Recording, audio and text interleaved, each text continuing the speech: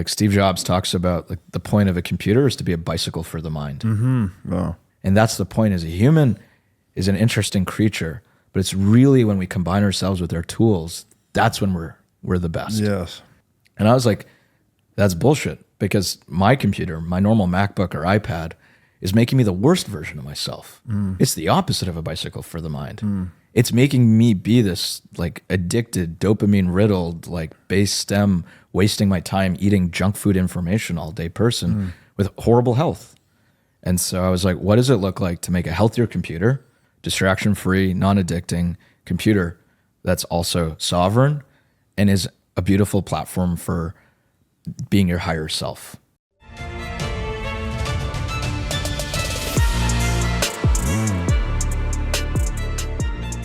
Hey everybody, welcome to the What is Money Show. I am thrilled to have you here joining me on my mission to help shine light on the corruption of money. Now, if this is your first time listening to the What is Money Show, I strongly recommend that you go back to episodes 1 through 9 first, which lays a lot of the groundwork for many of the concepts that we explore on the show. These first 9 episodes are my series with Michael Saylor, and thousands of people have told me that this is the best podcast series they've ever heard, hands down, and that it was instrumental to their understanding of money and Bitcoin. So if you're looking to start a deep dive into the nature of money, I don't think there's any place better that you can start other than episode 1 of this show. Now, a little bit about this show and how it makes money. The What is Money Show is 100% sponsor based. So all of our revenues are derived from direct sponsorships. And I strive to be very selective about the sponsors that I work with, specifically only using sponsors that I use personally, and also choosing sponsors that have values which are well aligned to the values expressed on this show, such as freedom, education, self-sovereignty, etc. So what I'm going to do now is a few ad reads right at the top of the show, and then I'll do a few more ad reads in the middle. And I hope you'll take the time to listen to them, as again, these are hand-selected sponsors, and I think you'll like what they have to offer. Today's podcast is brought to you by In Wolf's Clothing. Wolf is the first startup accelerator dedicated exclusively to the Bitcoin Lightning Network. 4 times per year, Wolf brings teams from around the world to New York City to work with like-minded entrepreneurs, pushing the boundaries of what's possible with Bitcoin and Lightning.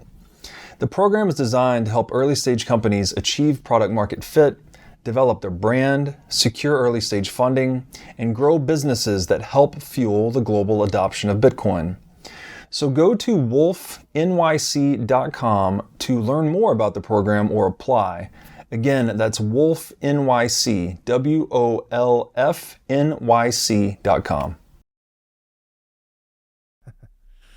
Anjan Katta, welcome to the What is Money Show. Thanks for having me. Very nice to have you here. Appreciate you joining me in the Miami studio. Just by way of quick introduction, you are the founder of Daylight, and this is a computing company. We actually have one of your products right here on the table. And you guys are doing some pretty radical stuff. But before we get into your story, your company's story, and what the ambitions you guys have for the future, let's talk a little bit about you, your journey into Bitcoin, and I guess your inspiration ultimately for starting Daylight Computers, which was about 6 years ago, I think you said. Yeah, 6 years ago. So how did you discover Bitcoin? Yeah, and how did you end up being the founder of Daylight? It's a fun story because it starts a long time ago. My dad's a bit of an intellectual rebel. He's a psychiatrist, and he's like a rebel psychiatrist. I think psychiatry teaches you very quickly that like the system, the emperor has no clothes, because he just saw so many of his patients were just not benefiting from just getting drugged all the time. And yet this is what all these people making tons of money are doing. So I think he was always like, wait, what's real? What actually helps? And it was stuff like vitamin D or getting out in the sun and so on and so on. So I think he just applied that to a lot of systems. Okay, what's the actual truth? And so, I don't know, the Mises Institute. So he found the Mises Institute early, and Ron Paul and stuff like that. Wow. And so our house was covered in printouts of like Rothbard and Mises and stuff like that. And I never read Hayek or something, but it was that type of stuff. And so So that's your whole life. You're swimming in Rothbard, right? Oh, yeah. My dad was a communist at a certain point, and then felt very betrayed by whatever time he spent doing that in India. And so he said, this is it. Wow. So he became like a true libertarian. I wouldn't say he was like political, but he understood that what people are telling you, like kind of maybe what we're talking about, like, oh, I'm being a nice person, therefore I believe in this. He's like, no. Yeah. And so that it was from Austrian economics. It was from a milieu of like, what if these basic assumptions that they're all telling us is not true? Yeah. And I don't really know what I think about it now, but there was this set of movies called Zeitgeist. Okay, I recall, yeah. Yeah, there was just like how the central banks corrupted and the money supply and so on, and I got really into that. And I would say like that's the swamp that like it grew out of. Yeah. But the first time I actually heard about Bitcoin was through the Silk Road. Okay. In 2012. And I lost money. I bought a Bitcoin for like $14 and sold it for like $8. And so I was like, dude, I'm dumb at this stuff. And so I didn't actually touch it for a while. But it was an early experience. The rest is history. It's kind of a long story of going in and out of it. Yeah. And every time it was just peeling back the onion to get to a deeper layer, a deeper layer of understanding. I think the click for me is when I realized there's like a Jeff Bezos quote that it's like harder to be kind than smart. And the kind of bigger takeaway from that is it's actually easy to do things that involve smarts, inventing a technology. I mean, it's hard, right? But in the grand scheme of things, that's the easy part, is the technical stuff, the analytical. The hard stuff is the kind, the relational, the social. Because people, we're monkeys, it's crazy, it's hard, we're traumatized. And that's when it hit me, like, it's social institutions, it's social mechanisms, it's social technologies, it's coordination problems. That's the hardest stuff. And then when I started to see Bitcoin and things like that as ways of shifting social institutions, that's when it super clicked for me.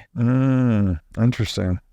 So your, I guess, orange pill moment was that Bitcoin is something that actually changes the coordination and synchronization among humans in marketplaces, something like that. Yeah. Bill Gates had a great quote where he said, the ultimate goal in software is to set the standard.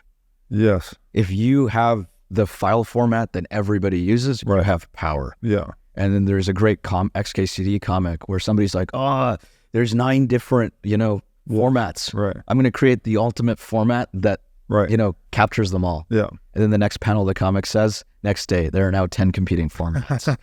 And it's just so hard to get people to agree upon a set of rules. Yeah. And what is language? It's like, I could call this a bottle and you could call that a hoo-ha, right? And we need to somehow decide to both call it a bottle. That's right. And then now we can collaborate and coordinate, right? It's a social coordination. And that's when it hit me. Holy crap, it's a language. It's a ruler. Yeah. It's humans agreeing, which is the most insane, hardest thing to do. It is setting the standard. Yes. Right? And so that's when it really, clicked. Well, that's a great way to put it, because it's social consensus that creates its own reality, whether it's the meaning of words, whether it is the spatial dimensions of a meter, right? Or whether it is money, right? Or even the internet itself is just a stack of those open source protocols that have become standardized, right? HTTP, TCP/IP, et cetera. But what we've never had is this fixed standard in the sphere of money. And so in many ways, Bitcoin, we talk about a lot on the show, it's kind of like the invention of money, right? Everything up until this point has been an approximation. Bitcoin is the first asset that's 100% monetary premium. It actually is a fixed and unchangeable standard. So it's something like what the meter is to distance, Bitcoin is to money, something like that. What was it like growing up in a house, swimming in Rothbard writings? Like, did any of that stick with you? Like, did you find yourself reflecting on that as you discovered Bitcoin? Like, what part of the libertarian upbringing bled into your Bitcoin journey? I think I was too young to look at it from a lens of libertarianism. I think it landed for me with a much almost like simpler, childlike lens, which is like the adults are liars. Like, whether it was my science teacher, I was like obnoxious. I was like, tell me bullshit, man. And like, I'd be the type of kid where the kid's like, Anjan, if you know so much, why don't you come up and teach the class? And I would literally go up just to spite them. right? And the psychology teacher would be like, this is how the brain works. I'm like, you don't know what you're talking about. And so it was a bit egotistical, it was a bit peacocking, it was a bit from a place of inadequacy, but there was like a nice solid foundation of the adults are full of shit. Things are never what they seem, right? So my entire life, I've tried to like compare what you see publicly versus what the reality is. Right. So I loved going to this website called LiveLeak where you could watch videos about car crashes and crazy things that happen in the world. There's a website by a Hollywood lawyer called Crazy Days and Nights where it's all this like gossip about what really happens in Hollywood. And they were talking about Harvey Weinstein and Jeffrey Epstein years before any of it was revealed. And so I've always been fascinated by what's real underneath the surface. And so I think whether it's science, whether it's technology, I bring the same frame, which is the adults are lying. They're pretending to know more than the rest of us. And I want to find out what the real reality is. And so... Fascinating. So, yeah, well, the past few years going through the post-pandemic world, I guess, has been a pretty strong confirmation of that framework, right? The experts are lying, what's really happening. But what the problem with that, I guess, is that it puts a lot of the onus is on the individual to do the work to figure that out. Yeah. Whereas we all have finite bandwidth, so we can't go figuring everything out to the bottom. So we need to trust people that are experts in certain domains, but I don't know. We have to be very careful in our selection criteria about who we're actually outsourcing that trust to. So it's tricky to say the least. Right. I think that's a good way to put it, because a lot of my initial heartbreak was being really innocent in trusting these older men and women, teachers, mentors, and realizing a lot of them aren't responsible or accountable or really talking for themselves, not for you. And that was just heartbreaking, because to your point, you're really vulnerable when you really get influenced or imprinted by somebody. Yeah. So you discovered Bitcoin, you figured out the adults are lying, and I guess that makes you a truth seeker, de facto truth seeker. What then took you from this realization, the Bitcoin orange pill epiphany, to becoming a founder of a computer business? And I guess I would like you to describe what daylight computing is, as you mentioned offline. It might be appropriate to ask you the question, what would a decentralized Apple look like if it were started in the year 2024 as a setup for what you guys do? Sure. Yeah, to your point, I think it all comes from the same way of operating, which is just question all the assumptions the adults tell you are true. And the real motivation for starting this is I'm really ADHD. I have something called seasonal affective disorder. So in the winters, I get super depressed unless I can spend time in the sun. And they thought I had glaucoma because my eye strain was so bad, my ocular pressures. All of this is just, I would spend so much time on a computer reading. I love learning. Like I'm trying to figure out the way the adults are wrong, right? I'm going to go deep on reading PDFs and papers and blogs and articles and download books from the internet and stuff. And just, it sucks. It really was horrible for my health.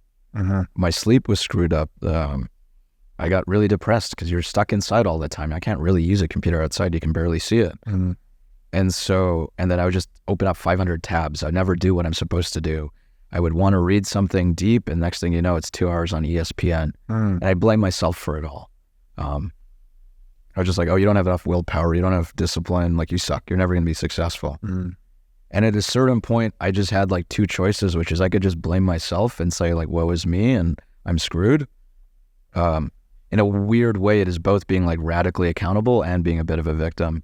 And I just decided like I wanted a story that was more hopeful, which is maybe it's not entirely my fault.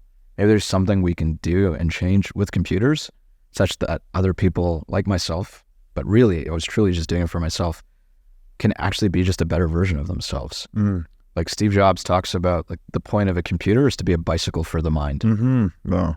The analogy here is a human. If you look at how efficiently they're able to move, how efficiently they can walk versus the calories they burn, they're like in the middle of the list of all animals. Like at the top is like a hawk, like a certain type of peregrine and things like that. But a human on a bicycle, they're at the top of the list. And that's the point. As a human, is an interesting creature, but it's really when we combine ourselves with our tools, that's when we're the best. Yes. And so the point is, that's what a computer is. It's a bicycle, but for your mind.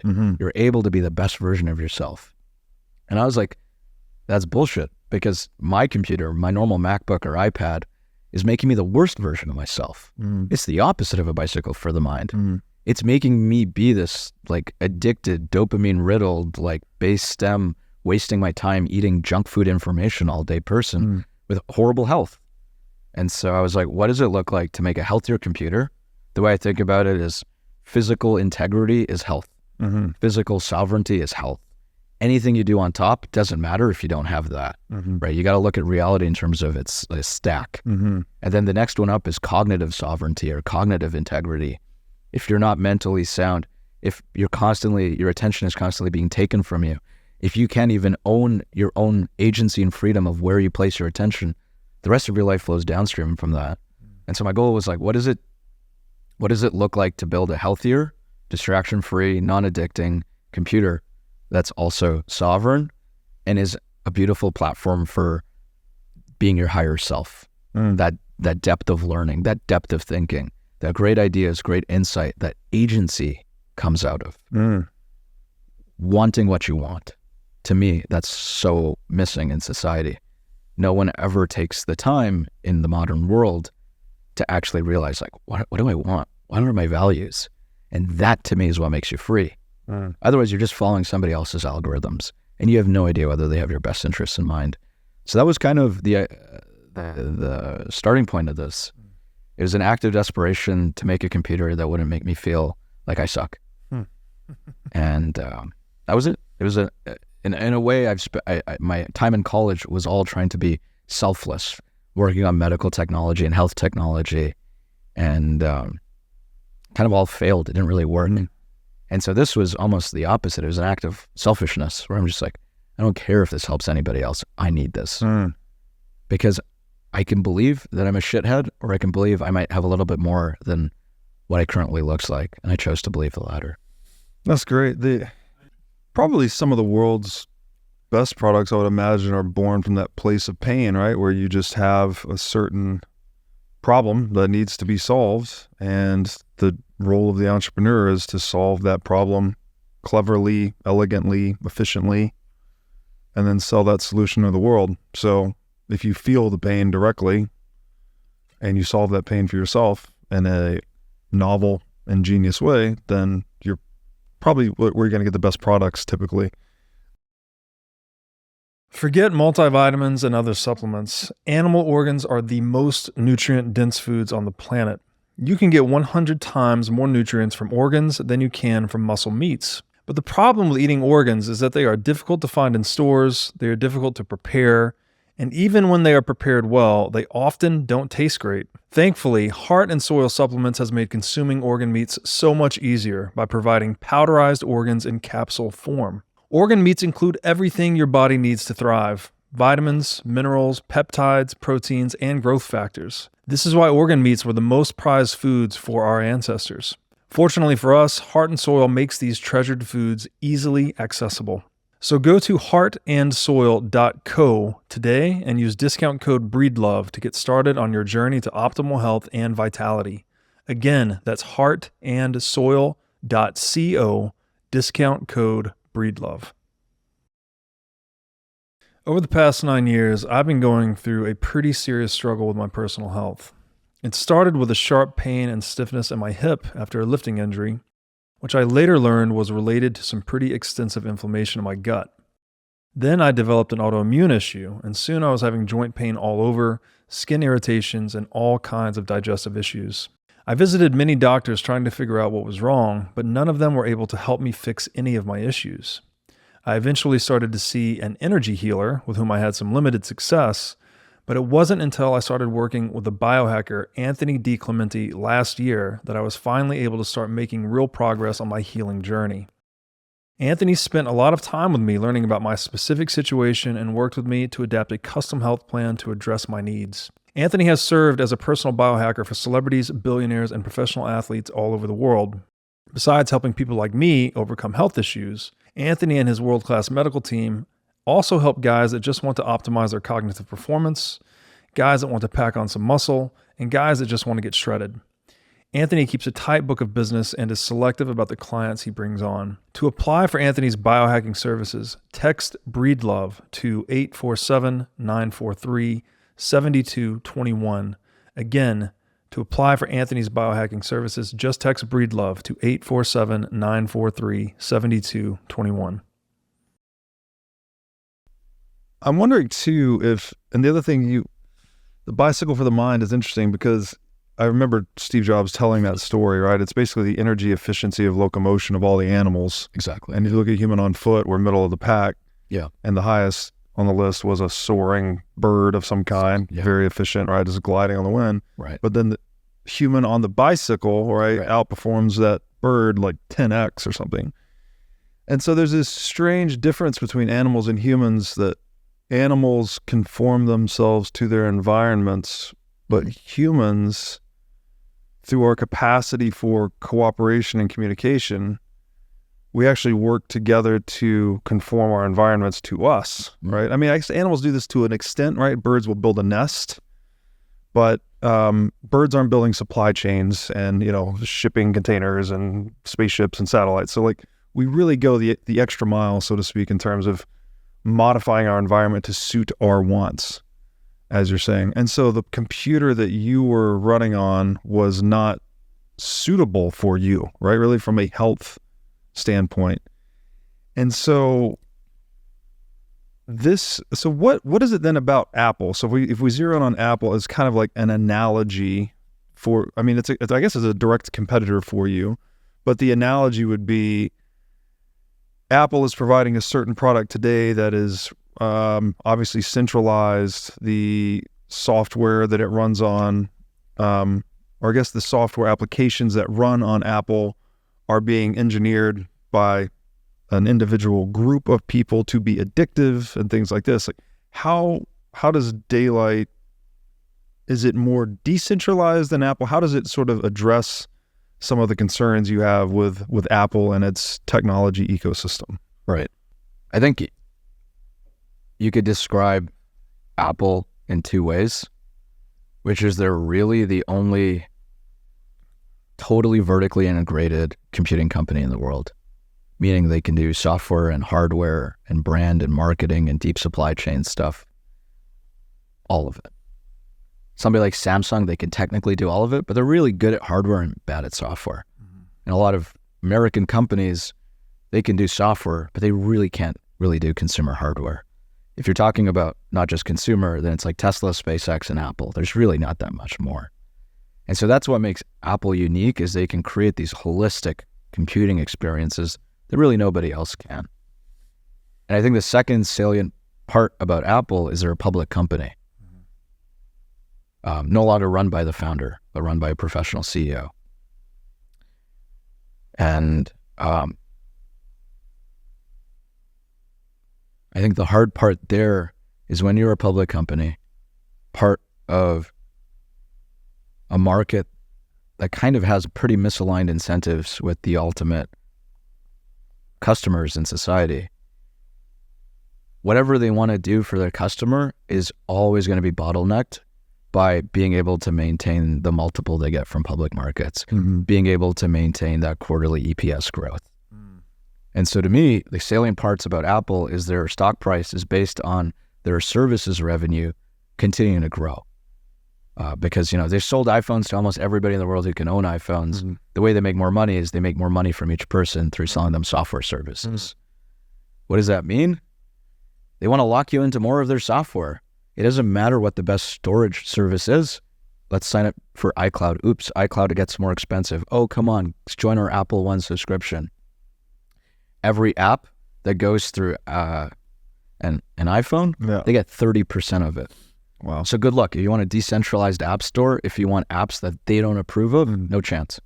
Right? It's back when 2017, they blocked all Bitcoin apps and things like that.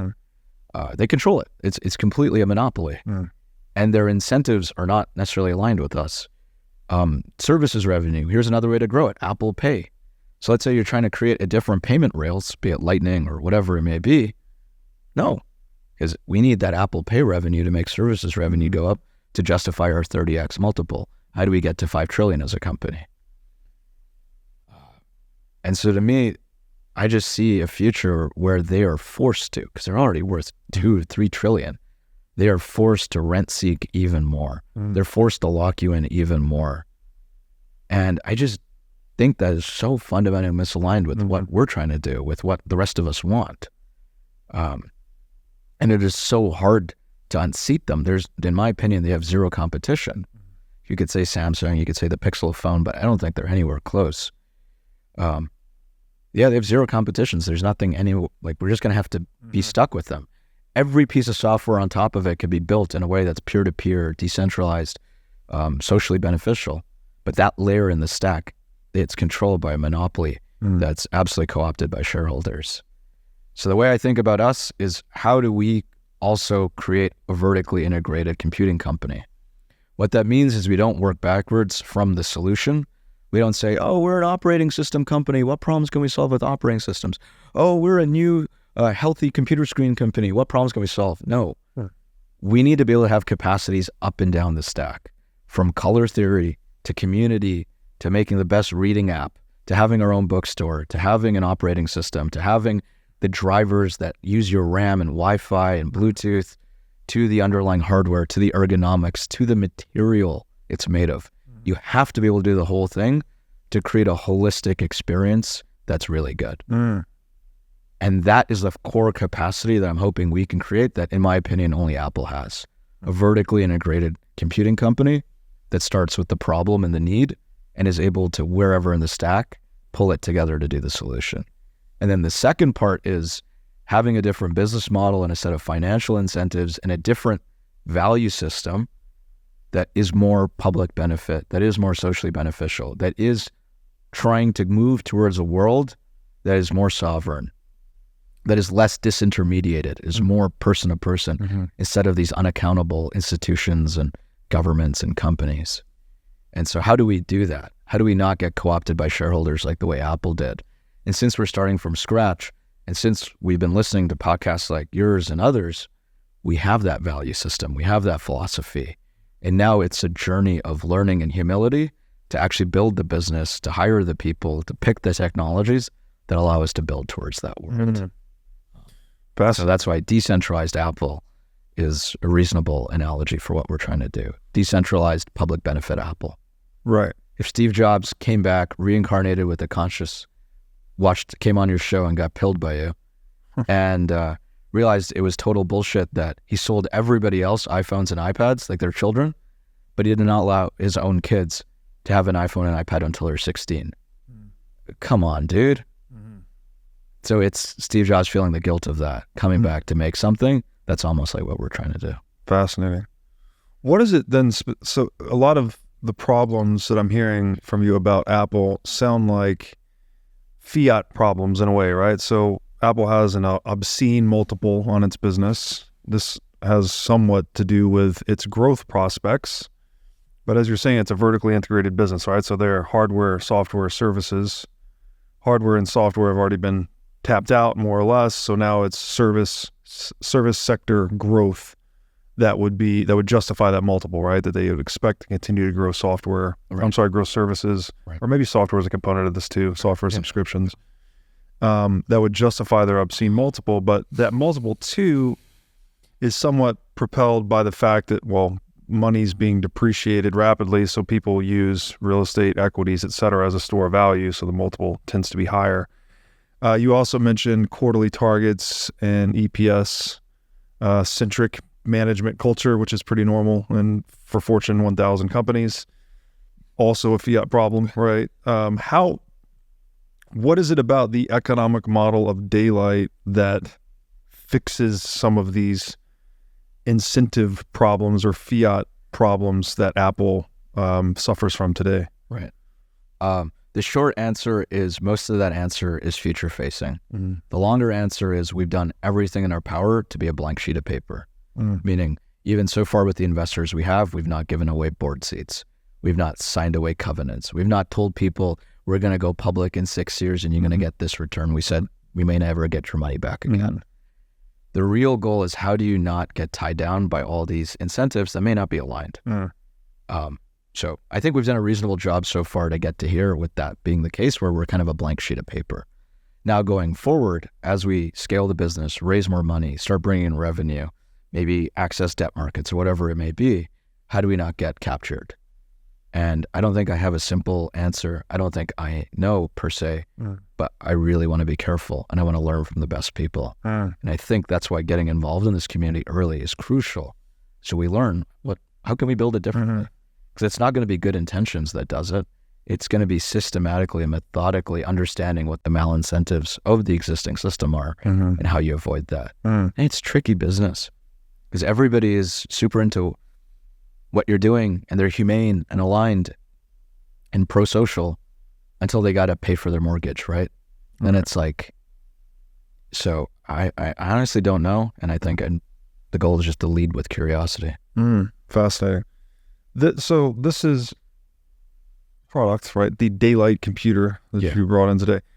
And you showed me that this thing comes preloaded with hey, if you'll do it for me.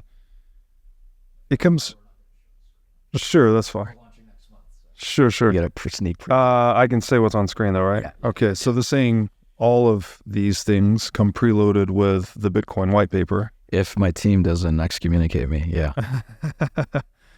So I guess tying in your Bitcoin journey, your Bitcoin orange pill moment, and your ethos and philosophy for Daylight, how does Bitcoin fit into all of that? How does Bitcoin tie it all together? Yeah. Oh, man. There's so many ways. Some of it very concrete, some of it technological, some of it more values and philosophy. So maybe I can just kind of throw a smattering of stuff out there. I think one is the proof of work algorithm, not the literal like SHA-256 proof of work, but the kind of conceptual proof of work, I think is an incredible way of telling what's real. Because you have borne cost for it. You have sacrificed. It's not talk. Talk is cheap. Right. You have actually taken something that's valuable and said, I'm sacrificing this. Yeah. And to me, if you want to build a technological stack that is real, that gives sovereignty back to the user, that is on their side at every level, how do you take advantage of proof of work? And to me, that means you look at like what has worked over time, right? Like what are the consensus mechanisms like proof of work that have shown it works out? What is it in nature that has shown that it works? Well, it turns out rather than trying to GMO something or outthink nature or be smarter, let's go with nature because nature has the best proof of work, right? And spending time in sunlight, having your feet touch grass or dirt, that's a proof of work there that like biological organisms are entrained to circadian rhythms. Let's not think we're more clever than that. Let's build a computer you can use outside in the sun. So I could kind of go up and down the list of how we're trying to use the proof of work that nature has in the design, in informing the principles of this. More literally, one cool thing that we can do is, whether it's Bitcoin or other peer-to-peer technologies, ultimately, if they really want to proliferate through society, they got to be on your devices because those are the remote controls to the digital world. The fact of the matter is right now, it's going to be an iPhone or an Android phone, unless you want a Solana phone or something like that. And so the hope of this is we're starting with the tablet. Believe it or not, the iPad actually came first before the iPhone. It was never released. iPhone was released first, but internally an iPad. So there's something cool about new technological epochs start with a tablet, then they get shrunk down into a phone, and then they get made bigger into a laptop, and so on and so on. So our hope is to kind of be like Apple, do a whole ecosystem of devices. And because we are making our own hardware, we control all of the software and the operating system. So what we can do is we can make the operating system open source. We can give it root access to people so they can completely make it whatever they want. They can hack it. They can put their own software. We can build things like key management deeply into the OS so more people will have an easier time being able to do it, like my mom. We can take different distributed identity like Nostr or something like that, and instead of signing in with your Gmail or iCloud, Imagine you sign in with your Daylight account that is actually just Nostr. Mm. And rather than self-sovereign ID.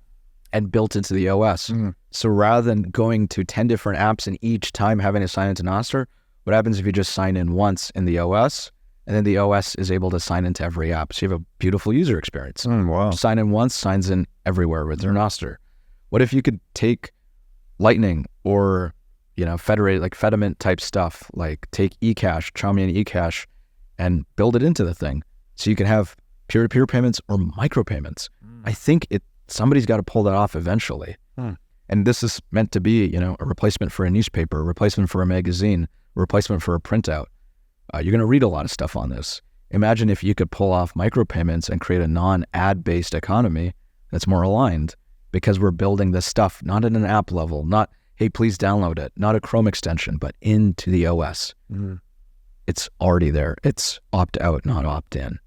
And so we could kind of just go down the list. But if you can build that stuff into the operating system level, I think you no longer need to sell people on something ideological.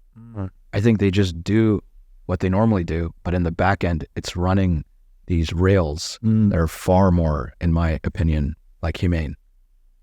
And then I assume this has an app marketplace like iOS, but this would be less centrally controlled or censorable than Apple's app store?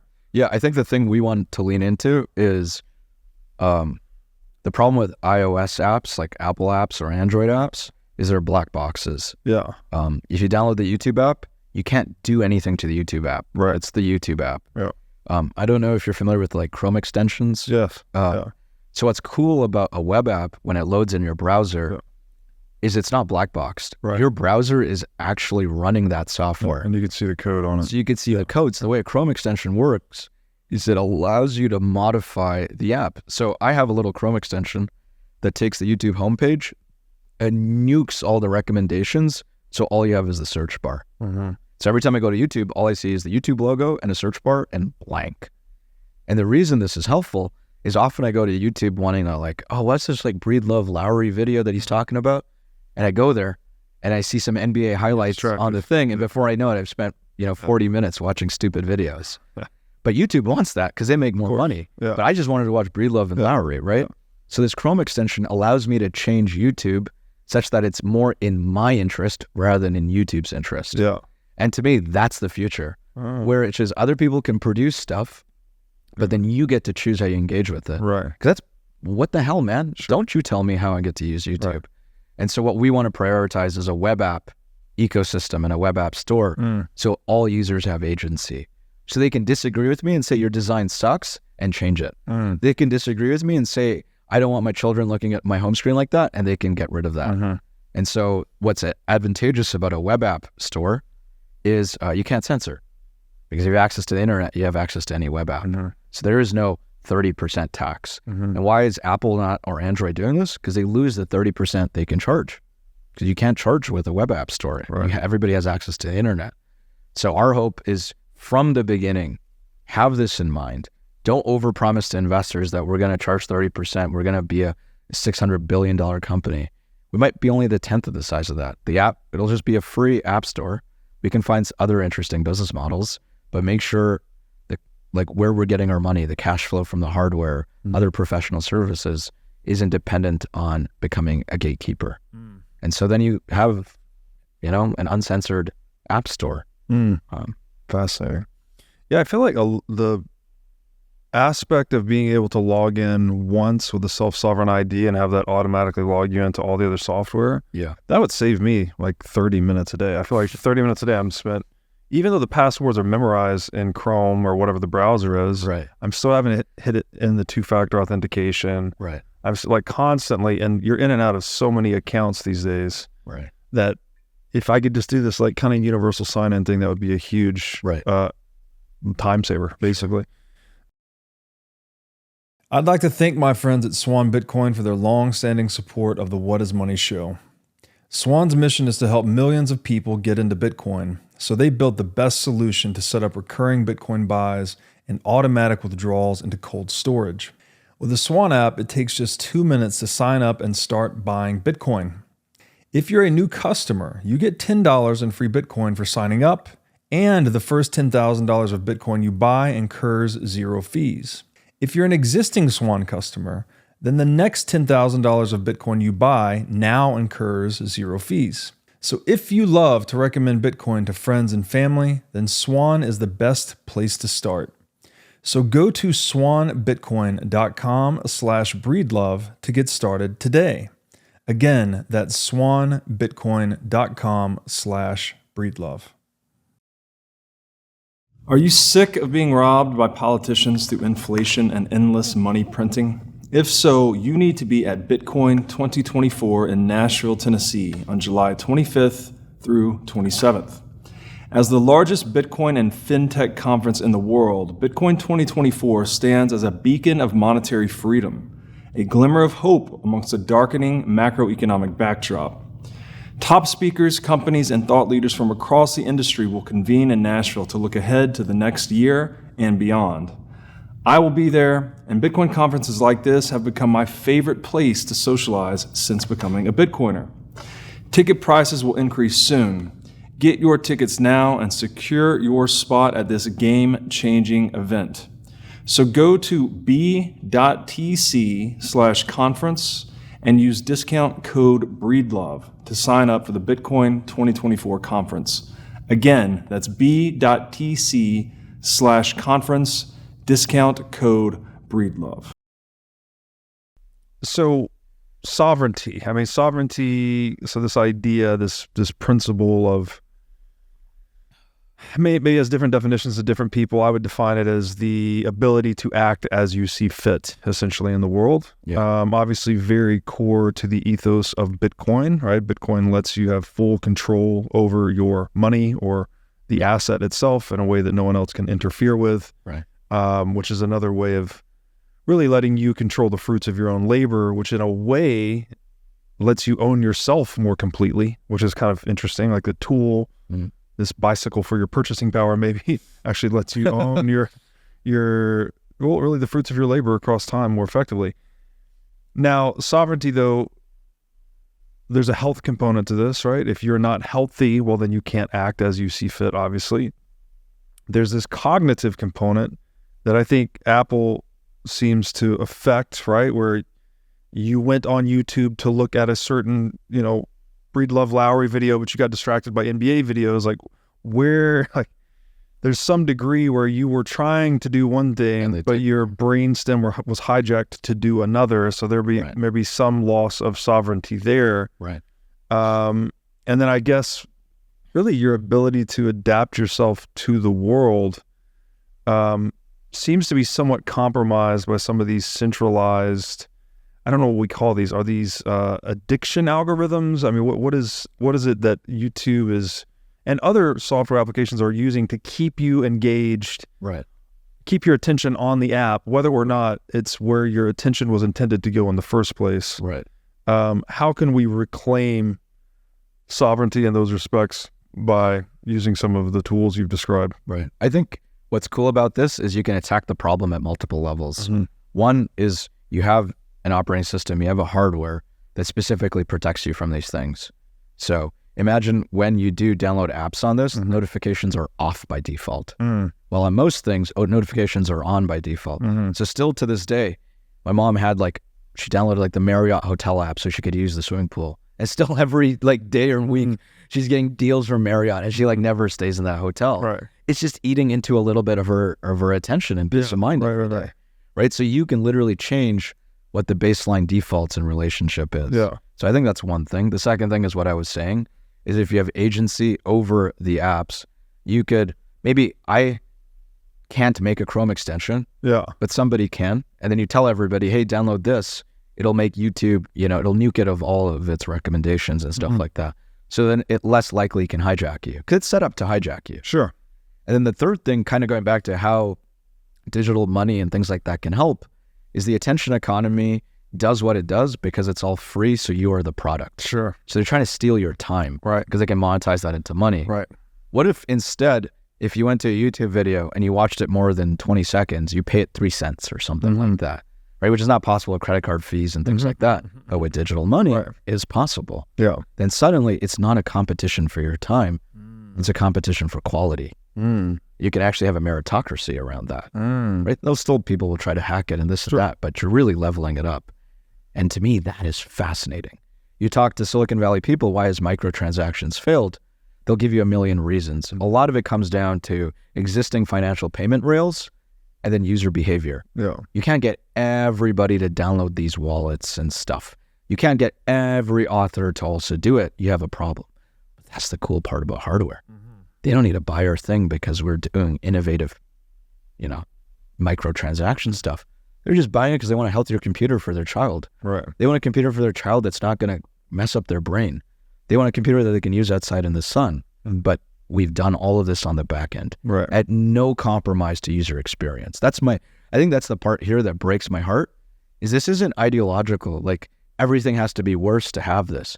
Nothing can be different to you, user experience. And yet you can swap out all the back ends to be more pro benefit. And so to me, that's how you shift the attention economy, is when you start aligning the incentives of creators and users. And I think money and value, digital money is a key part of that. Yeah, that's a great point that and this is very misunderstood in my estimation, that people think they are users of social media, but they are the product of social media, right? Advertisers are the user. That's why you get the product for free. There you go. And this is a very important concept of business wisdom, really, right? If the product is free, then you are the product. Right. This is also, I said this previously, but I think it bears repeating. This was also the only thing I needed to know about the jab. Basically, it was like the product was free, so I knew it was not a product. I was the product, so that's why I avoided it. There's a real instance of the incentives. When incentives are not aligned properly, then you get this mistreatment of the quote-unquote consumer, right? The user of social media, who's actually the product. Well, they're not treated like a user because, in fact, they're not a user. Right. They are the product. So as you said, the aim is to extract as much time and attention from them as possible, because the time and attention is the inventory being sold to advertisers. So it's just like trying to crop yields or anything else, right? You're trying to increase the yield on product or user engagement with the application. But if we were able to change the economics of that model, then perhaps we could get an economic model that optimizes for quality instead of quantity, so that actual content producers then, I guess, start to compete for attention in a way that's engaging. They have to provide value. They can't just hijack you. It's not just a chocolate chip cookie that makes you feel shit the next day or is useless. Right. Less infotainment, more like stuff like yours. Yeah. That's tricky to think about, because I would wonder if people would still just run the same. Well, the way I would think about it is the platform does not have the same incentive to steal your time. Okay. Because they're not making more money because you spent 4 hours. Gotcha. Right? You could have spent 2 hours and they could have made more money because you loved those videos so much. You tipped 10 cents instead of 3 cents. Oh, okay. Or I loved your video so much, I tipped 70 cents. Oh, so instead of it being a product of time watched, it could actually be, this thing impacted me so much, let me leave some gratuity. There you go. Got it. Okay. And that's why, like, if I could just put a PSA up, I'd be like, I wish the world would put 15 minutes to understand this concept so they could realize the amber pill checkmates the attention economy. Yeah. Amber pill, what does that mean? That's what I call Bitcoin in daylight. Ah, okay. You know, it's an orange pill. Yeah. So our thing has blue light free light at night. So during the day, it produces no light. It's like a piece of paper where the black ink moves, right? But at nighttime, we found a way to make the piece of paper have tiny holes so you can light it. Yeah. But it's a zero blue light, amber light. Got it. Is this like a Kindle then? It's like a Kindle on steroids is what we built. Okay. Yeah, it's like if the Kindle and an iPad had a baby. Gotcha. Yeah. Very cool. And so we call it getting amber pilled. Amber pilled. It's both sides, the health side and the digital money side. Got it. So let's talk a little bit about that, because blue light, I think, as you were saying offline, it's your belief, and I think the belief of many people, that blue light will be historically regarded as the smoking of our time, perhaps. There are many negative impacts on our health as a result of blue light. And this device, I mean, one of the core pillars of it is that it's blue light free. I don't think it doesn't produce blue light at all, as far as I know. Yeah. And so you also use this descriptor earlier, like a Kindle at iPad speed, I think is what you said. Right. Yeah. So how do you, I guess let's talk, before we dive into like blue light and evolutionary biology and all that, what is it about this product that's optimized to be blue light free, and how is it different than, I guess, a normal iPad?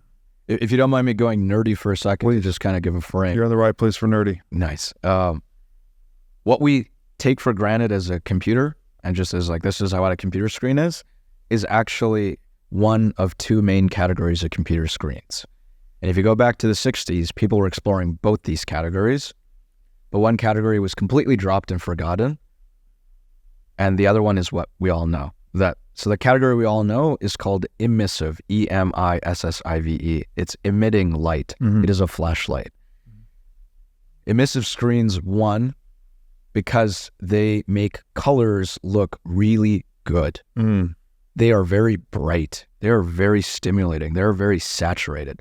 So if you're optimizing for movies and video games and like the beautifulness of photos, then an emissive screen is what you would pick. And that's what everything is, right? When you turn it off, it's a black mirror. Your phone, your iPad is black. And when you turn it on, there's a flashlight shining through a bunch of layers, and that's your computer screen. Mm-hmm. So you're literally looking at a flashlight all day with silhouettes. Mm-hmm. Wow. It turns out that second category of computer screens that was happening in the 60s and 70s at Xerox PARC and other places that was dropped are called reflective screens. Rather than emitting light, i.e. producing light, they bounce light. Mm. So if we turned off all the lights here and we closed the windows, you wouldn't be able to see the table. Why? Because the table does not emit light. It only simply bounces light that hits it, whether it's produced by the sun or produced by the lights in here. Mm-hmm. And so there was this idea of paper-like displays, of smart paint, all these different ways of creating reflective computer screens. The problem with reflective computer screens is they're not as sexy. Mm. Why? Because you're not controlling the light source. It's not your own light that's the flashlight. It's whatever light is coming from the sun or coming from the environment. And people just want convenience. They just want a beautiful image all the time under all circumstances. Mm-hmm.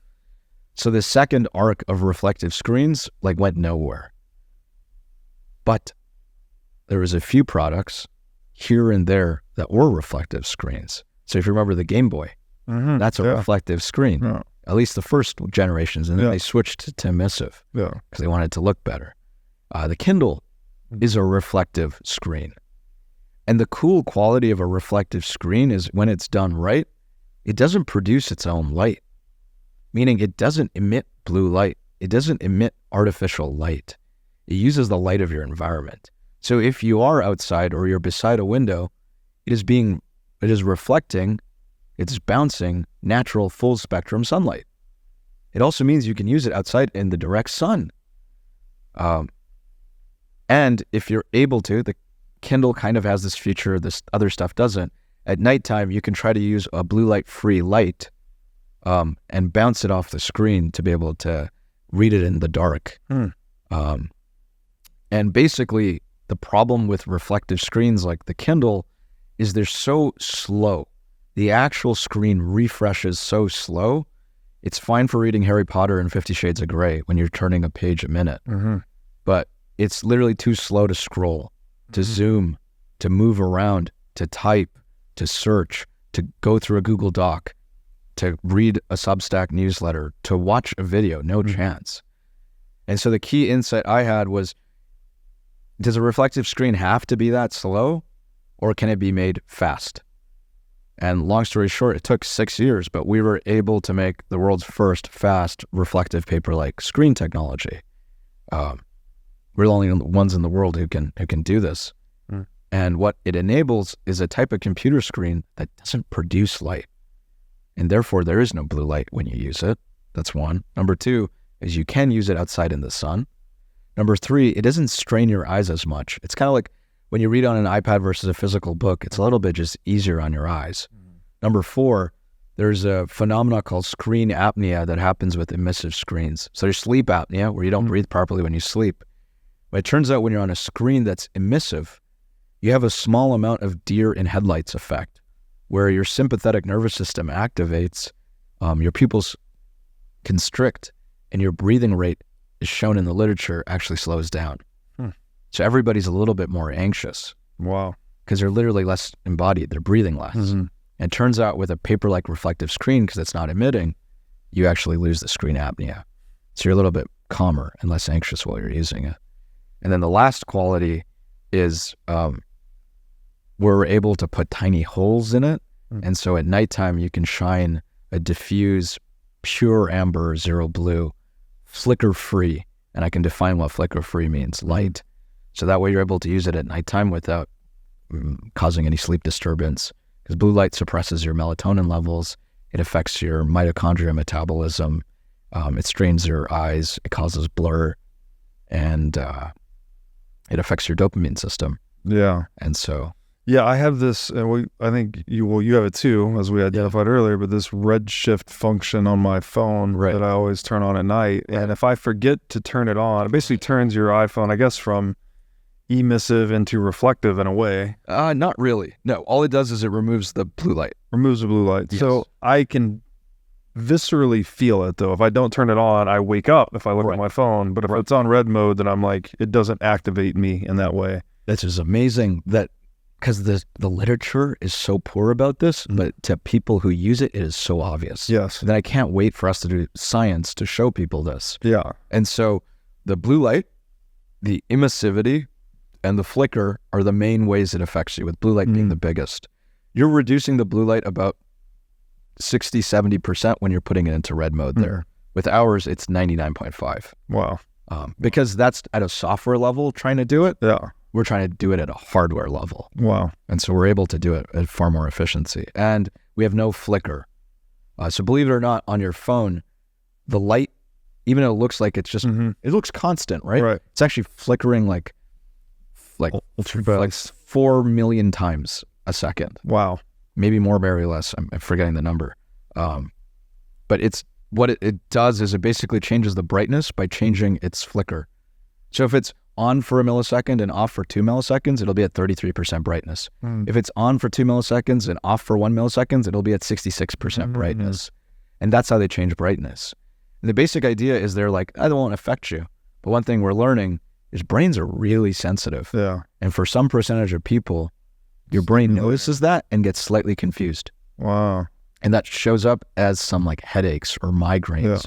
Yeah. And the proof for this is people who have traumatic brain injuries, TBIs or concussions, screens really hurt them. They're hard to read. And it's because their brain has become more sensitive, is the theory. Yeah. And so the flicker really affects them. Wow. And so one way of proving this is with our device. We have a couple people with concussions and TBIs.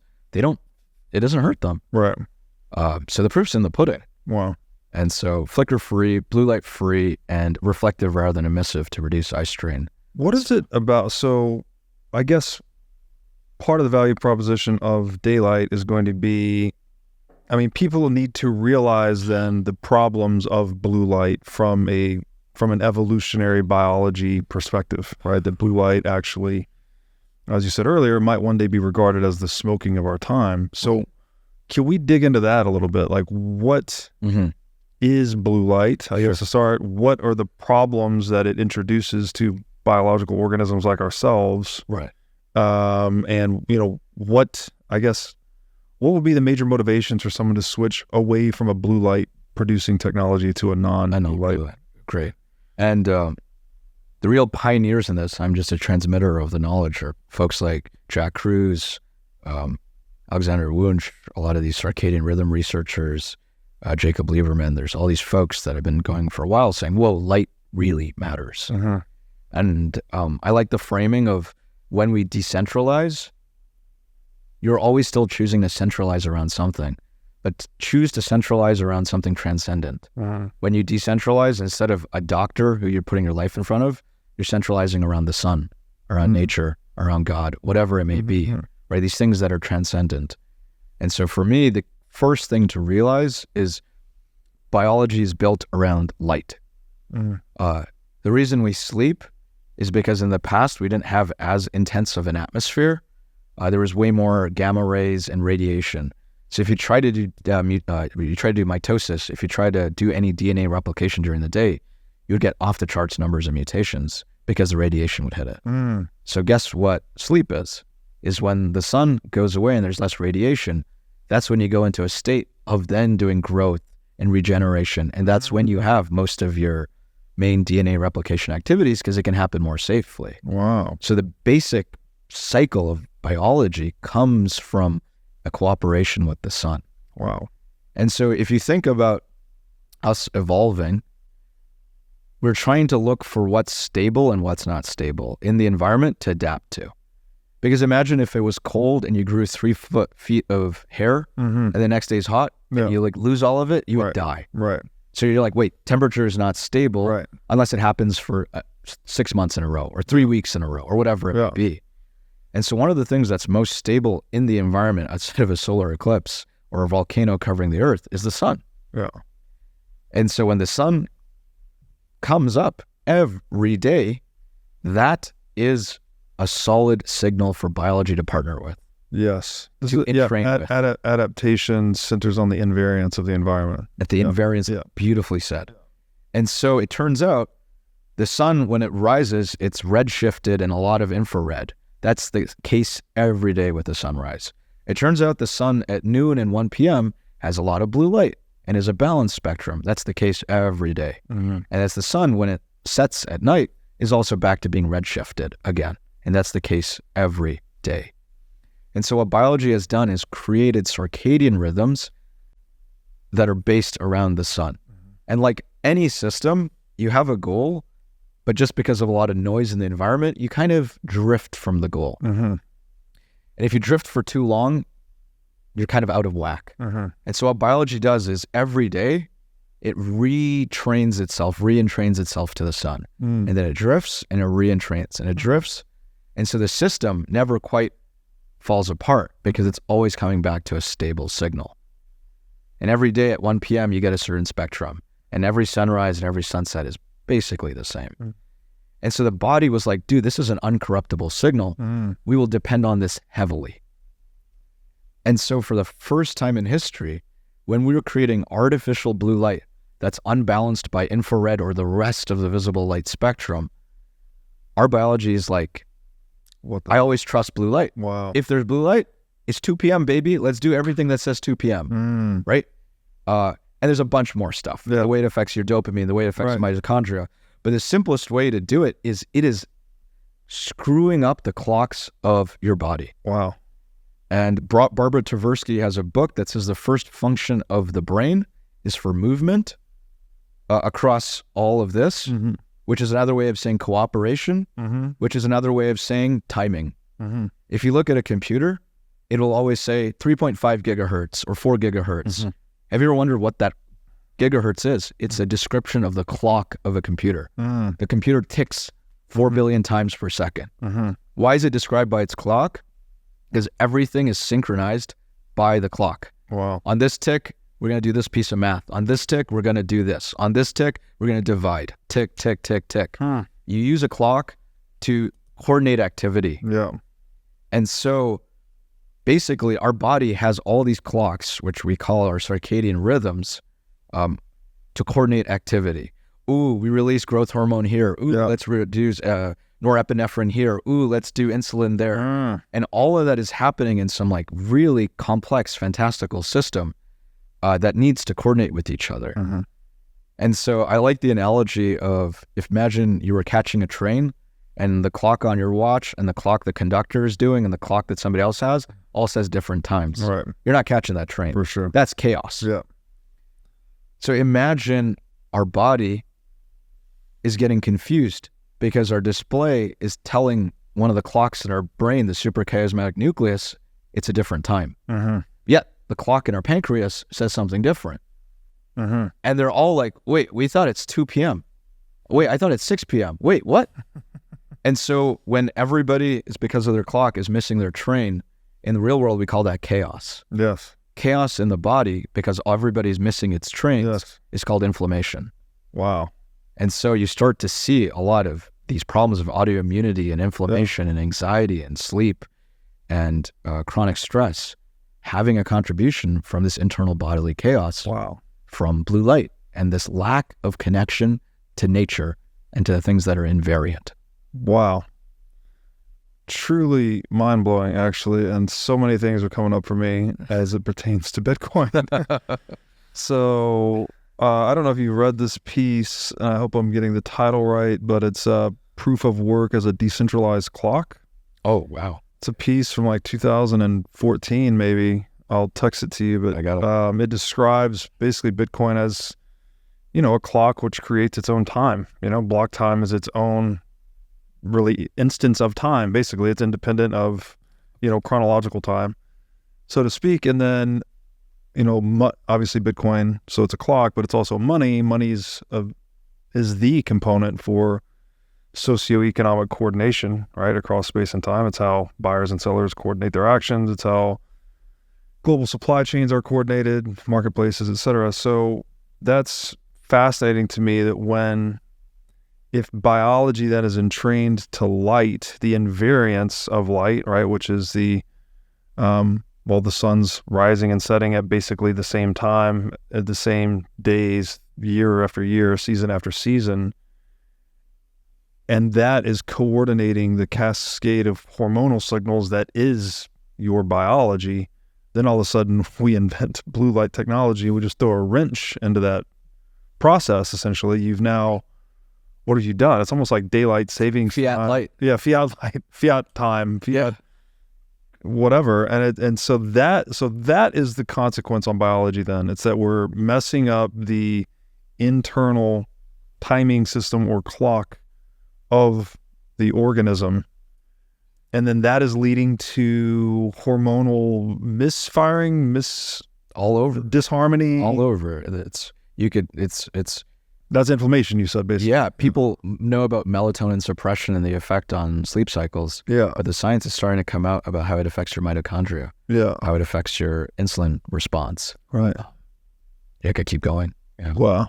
And so then that's a whole new framing for Bitcoin, because Bitcoin is the first economic invariant in a way. Wow. Right? It's Beautiful. Perfect 21 million, doesn't move. So therefore, if it's fixed and everything else is variable, then obviously the variables coalesce to that which is non-variable, right? By choice. It's just like gravity, right? What every organism and every structure and everything we build has to be conformed to gravity, or the gravitational constant, right? Not the reverse, because gravity doesn't change, but everything else can be changed. Wow. So that's a new frame for me too, because it's like, in biology, you don't entrain to two variable things that can change: temperature, humidity, so on. You entrain to the invariant thing, which is the sun. Yes. Because it's stable. Same thing here, as you're saying. You entrain to the invariant money, monetary tool, which is Bitcoin. Yeah, mind-blowing. And there's a whole nother one here too. I'm reading a book right now, An Ecological Approach to Visual Perception. Wow. And it was saying that... Who's that by? I don't even know the name of the author, to be honest. I don't know if I can even articulate this one, but he makes the case that depth perception isn't really a thing, that what we actually have is we see a layout, basically. And so if you can imagine a row of telephone poles on a horizon, like going to a vanishing point, so they're like parallel alongside a road, but our visual system can tell that all those telephone poles are the same size, even though they're getting increasingly smaller as they approach the horizon. Mm-hmm. How do we know that? How does our visual system figure that out? Well, it's the fixed ratio, right? Basically between the size of the telephone pole and it's wherever the horizon bisects it. Oh, wow. That ratio is the same from each telephone. So it's the invariance of that ratio that allows us to infer depth, basically. So again, it's our visual perception is oriented to the invariant ratio on that. So yeah, it's just, anyways, as you were saying all that, I'm like, dude, yeah. We have so much change in our world. Yeah. The things that don't change matter a lot. They dictate everything else. Yeah, exactly. So fascinating. Wow. Mind-blowing stuff. Okay. So we mentioned this offline, and this is another really good framing for Bitcoin. The idea of the Ulysses contract, right? So this is also Ulysses, I hope I'm saying the name right, goes by the name of Odysseus. And in this is the Odyssey by Homer, right? The siren songs, which were the tempting sirens that would draw men off into the depths and to their death, basically, because they had such a seductive song, I suppose. Odysseus, or Ulysses, which I guess is the same name, but two different. He actually lashed himself to the mast so that he could hear the siren song, but he would not be pulled into the waters to his death. And so there's this idea of creating Ulysses contracts where we can actually prevent ourselves from falling prey to our own temptations or our own weaknesses in a way. And we're talking about that as Bitcoin being one of the ultimate cases of that, right? It's like, well, if history's proven anything, that human beings can't be trusted to manage a money supply, to not print money. So what did Satoshi do? Well, he created a money that nobody could print and basically threw the keys in the ocean kind of thing. So what brought that up for you? Or how do Ulysses contracts pertain to what we've been discussing today? Odysseus was an incredible leader, visionary, determined, high willpower, not a simpleton. Uh-huh. And in spite of all of his great qualities, he still asked his crew to tie him up because he didn't trust that he would be able to handle the sirens on his own. And that for me is like a holy crap moment. That like what it means to be grown up is not to be, oh, I'm beyond all temptation, I'm beyond all vulnerability. It's actually the inverse. Like what it means to be grown up is, holy shit, I'm human. Regardless of how smart I am, regardless of how principled I am, regardless of how much work I've done, at the end of the day, I do have weakness, I do have vulnerability, I do have frailty. And then making it such that it is out of your own power to be able to succumb to that. I.e., he's designing his environment. He's getting lashed rather than relying on his own little willpower. Right. And I think that is such a powerful concept of what it means to be grown up. And I think whatever area of society we're in, how do we apply this principle about what it means to be grown up so you can have better results? And so the question here is, in a way, are we making an Odysseus contract when we're making the screen black and white? Because in a way, you're not like, oh, if I don't want to, I won't watch YouTube. Let's say you're on an iPad, or, oh, I'll put it on airplane mode, or, oh, I'll put it on grayscale, right? People are like, well, why can't you just do that? I'm like, go ahead and do that. But that's Odysseus being like, that's okay, man. Yeah. I'll just put earplugs in my ears and the sirens are no problem. Yeah. It kind of works. But goddamn, are you going to one time take that out? Yeah. Right? And so I see this as tying yourself to the mast. Because when you buy this, when you use this, when you go to the coffee shop just with this, or you're outside in your backyard, you're signing an Odysseus contract if you don't bring your other devices with this. Good luck trying to do something distracting on this. Good luck trying to do something that's super stimulating. You've tied yourself in some sense to something that is boring but effective. And so hopefully across the whole stack, we can be held accountable and audited by this. That we're not saying, trust me, bro, we're grown up. I think what it means to be grown up is say, don't trust me. Right. That is super cool. And very in line with the ethos of Bitcoin, right? Don't trust, verify. Trust but verify. Man, fascinating conversation. I know you got to get going here. Any last words for the audience? And also, where can people find you on the internet? You can find us at daylightcomputer.com. You're probably one of the first people in the world to know about us. We haven't even launched yet. We're launching next month, May 23rd. But we wanted to first go meet the people who we thought were most aligned before we go on to the internet.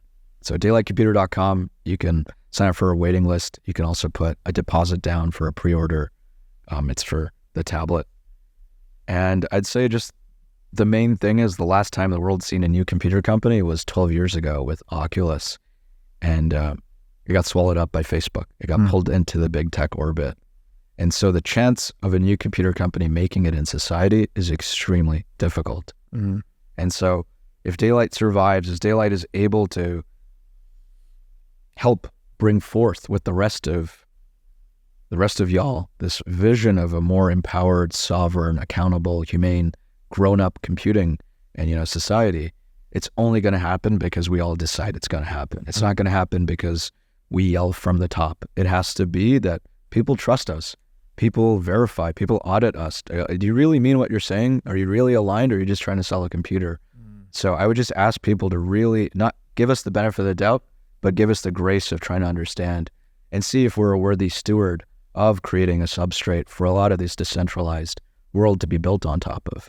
Because the computer is where the digital world gets built from. It is your interface to reality. It is your most important non-human relationship. And so I would just hope that we find our community. We can learn from people who can help us hopefully play a role in the world we're trying to create. It's beautiful. Anjan, thank you so much, man. Hey, thank you so much.